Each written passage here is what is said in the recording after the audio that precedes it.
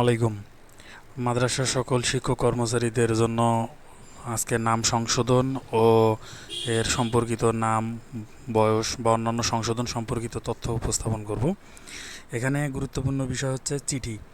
মাদ্রাসা অধিদপ্তর থেকে 13 নভেম্বর 2024 খ্রিস্টাব্দ একটা চিঠি জারি হয় দাখিল আলিম ফাজিল কামিল মাদ্রাসায় কর্মরত শিক্ষক কর্মচারীদের এমপিও শিটে বিভিন্ন ধরনের সংশোধনের নিমিত্তে প্রয়োজনীয় কাগজপত্র তথ্যাদি 300 টাকার নন জুডিশিয়াল স্ট্যাম্পে অঙ্গীকার সহ প্রদানের জন্য বলা হয়। এখন আসলে স্ট্যাম্পটা কীভাবে লিখতে হবে তার নমুনা মাদ্রাসা অধিদপ্তর বা কোথাও দেয়া থাকে না। তো সেক্ষেত্রে আমরা আজকে সেই নমুনাটাই দেখব।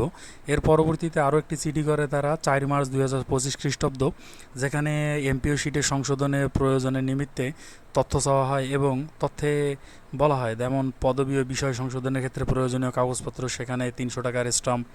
তারপরে নাম ভুল ও বানান সংশোধন, তার জন্য 300 টাকার স্টাম্প। জন্ম তারিখ সংশোধন, তার জন্য 300 টাকার স্টাম্প। ব্যাংক হিসাব নাম্বার সংশোধন, মানে আপনি যে কোথাও যে কোনো কিছুই সংশোধন করতে যান না কেন, প্রতিটার জন্য আপনাকে কি করতে হবে, 300 টাকার স্টাম্প দিতে হবে। তো স্টাম্পটা আসলে আমরা কিভাবে লিখবো, স্টাম্পের নমুনা কপিটা, সেই নমুনা কপিটা আজকে আমি আপনাদের মাঝে শেয়ার করব। এর জন্য দেখেন আমি আগেই তৈরি করে রেখেছি, আপনারা এভাবে নমুনা কপিটি লিখতে পারেন। মাদ্রাসা শিক্ষা অধিদপ্তরের স্মারক নাম্বার, প্রথম যে স্মারকটা যেটার আলোকে 300 টাকার স্টাম্প চাওয়া হইল, সেইটার স্মারক নাম্বার এবং তারিখ এখানে মূলত দেয়া আছে। তারিখ মোতাবেক আপনি যে জেলার আওতাধীন সেই জেলার নাম লিখবেন এবং কোন উপজেলা সেইটা, উপজেলাধীন, হ্যাঁ কোন ইউনিয়ন এখানে সেই ইউনিয়নের নাম লিখবেন। প্রতিষ্ঠানের নাম, উপজেলা, জেলা। কর্মরত, কর্মরত এখানে পদবি দিবেন, শিক্ষক বা কর্মচারীর এখানে পূর্ণাঙ্গ পদবি দিবেন।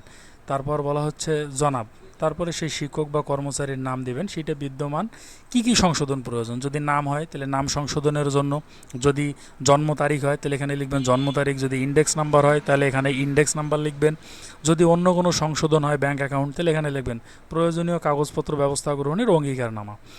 আমি অঙ্গীকার করিতেছি যে এখানে শিক্ষক বা কর্মচারীর নাম, পদবি, ইন্ডেক্স নাম্বার, উনি এত খ্রিস্টাব্দ তারিখে, ঠিক আছে, কোন পদে জয়েন করছিল সেই পদের নাম, এখানে পদের নাম, হ্যাঁ যোগদানপূর্বক এত খ্রিস্টাব্দে, এখানে যোগদানের তারিখ, এখানে এমপিও ভুক্তির তারিখ, দায়িত্ব পালন করে আসছে। এমপিও প্রাপ্তির পর এমপিও শিটে উল্লেখিত, এমপিও শিটে পাওয়ার পর বা কেউ এমপিও শিট পরবর্তীতেও যদি কোনো ভুলভ্রান্তি লক্ষিত হয়, তো কখন থেকে এই ভুলটা লক্ষিত হয় তা এখানে দিবেন, যে প্রয়োজনীয়তা অপরিসীম।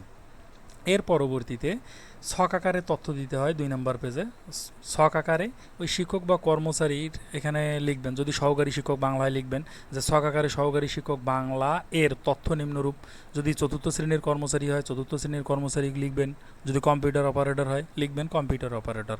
এরপর শিক্ষক কর্মচারীর এখানে নাম, তারপরে পোস্ট যেখানে লেখা আছে এই পোস্টের এখানে তার পদবি লিখবেন, ডেট অফ বার্থ লিখবেন, ইন্ডেক্স নাম্বার, অবশ্যই ইন্ডেক্স নাম্বার প্রিফিক্স সহ লিখবেন। সংশোধনের বিষয়, কি কি বিষয় সংশোধন চাচ্ছেন, যদি নাম হয় নাম, যদি নাম ও জন্ম তারিখ হয় নাম ও জন্ম তারিখ, যদি বিষয় হয় তাহলে বিষয়, যদি অন্য কোনো সংশোধন থাকে এই ঘরে আপনারা সেটা লিখবেন। এমপিও শিটে ভুল তথ্যের বিবরণ, এমপিও শিটে কী কী ভুল হয়েছে এই ঘরে মূলত আপনাকে সেটা লিখতে হবে। এমপিও শিটে সংশোধিত তথ্য এখানে লিখবেন, সনদ এবং আইডিতে সাধারণত এই দুইটা ঘর একই হবে, ঠিক আছে, এখানে যা লিখবেন এখানে কপি করে দিবেন, তবে নির্ভুলভাবে করবেন। আমি ঘোষণা করিতেছি যে প্রেরিত কাগজপত্র তথ্য প্রমাণে ভবিষ্যতে কোনো রূপ ত্রুটি, অসত্য, জালিয়াতি প্রমাণিত হয় বা পাওয়া যায়, সেক্ষেত্রে মাদ্রাসা উক্ত এই শিক্ষক কর্মচারীর এখানে হবে নাম এবং পদবি বিধৃত ব্যবস্থা গ্রহণে মানতে বাধ্য থাকব। পাতানং, সংশ্লিষ্ট শিক্ষক বা কর্মচারী এখানে তার পদবি লিখতে হবে, বর্ণিত, অব্যাহত রেখেছেন, উল্লেখিত এখানে লিখবেন, ঠিক আছে, মানে নাম, বয়স, যা কিছু প্রয়োজন হয়। হ্যাঁ, এখানে সংশোধনের জটিলতা সৃষ্টি হবে না, মর্মে 300 টাকার নন জুডিশিয়াল স্ট্যাম্পে অঙ্গীকার প্রদান করছেন।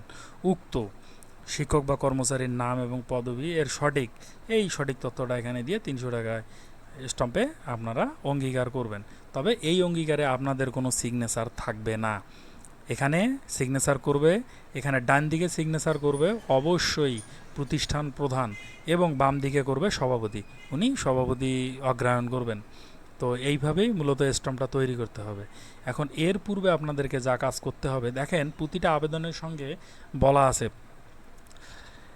এখানে কি বলা আছে, যেমন প্রতিষ্ঠান আলাদা অগ্রায়ণপত্র দিবে, কিন্তু আপনার যে শিক্ষক বা কর্মচারীর তথ্য সংশোধন প্রয়োজন পড়বে তিনি ওই শিক্ষক বা কর্মচারী প্রতিষ্ঠান প্রধানের নিকট একটি আবেদন করবেন। এই যে যেমন নাম ভুল বা বানান সংশোধন, ব্যক্তিগত আবেদনপত্র, তাহলে ব্যক্তিগত একটা আবেদন আগে অবশ্যই আপনাদেরকে প্রতিষ্ঠান প্রধানকে দিতে হবে।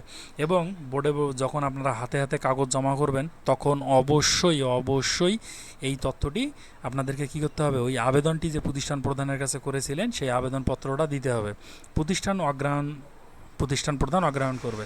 আর এই যে 300 টাকার স্ট্যাম্প, নন জুডিশিয়াল স্ট্যাম্পে অঙ্গীকার করলেন, যে নমুনা ফরম্যাটটি আপনাদেরকে দেখাইলাম সেই নমুনা ফরম্যাটে প্রিন্ট করে সিগনেচার সহ অবশ্যই আপনারা অধিদপ্তরে কাগজপত্র সহ জমা করবেন।